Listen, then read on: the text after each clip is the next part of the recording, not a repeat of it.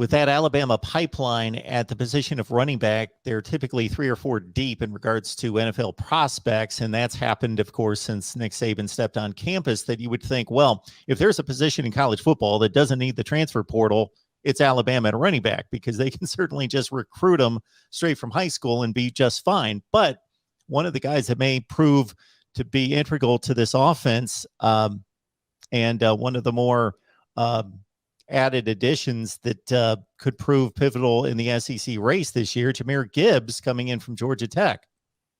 If Nick Saban is raving about a player during spring, our ears should prick up, because that is, I think, substantial. Gibbs so far has been outstanding. He's won some of their offseason conditioning awards, which is interesting. Bryce Young, the Alabama quarterback, has really been impressed with him. Gibbs not only gives you a running threat, he also gives you a receiving threat also. And I'm sure he's learned how to block. I mean, when you run for what, Mark, 1,300 yards at Georgia Tech, you really do kind of wonder in your mind what he could do with Alabama. Now, they will be deep at running back, but we have to remember part of the problem with Alabama were the number of injuries that they had. And frankly, Brian Robinson, I'm not going to say was the only back they had, because they also had Trey Sanders. Remember Drew Sanders? They're not related, but he went to Arkansas on that way too. So they're going to be, I think, in pretty good shape at running back. A lot of the guys who've been hurt, like McClellan, are on the mend. But right now, Jahmyr Gibbs comes in. He's ready to plug and play, which I think it's going to be fascinating to see, and with the promise that he's got. Saban also talked a lot about Kendron Law, who's a freshman wide receiver, that he's picked up things very quickly and has the correct mindset, as Saban also said. I mentioned McClellan. That's Jace McClellan, Rodell Williams, the running backs who had ACL injuries. They're back. They're in black jerseys, that they're not doing a whole lot right now. And also Eli Ricks, who came from LSU. The cornerback had a shoulder situation.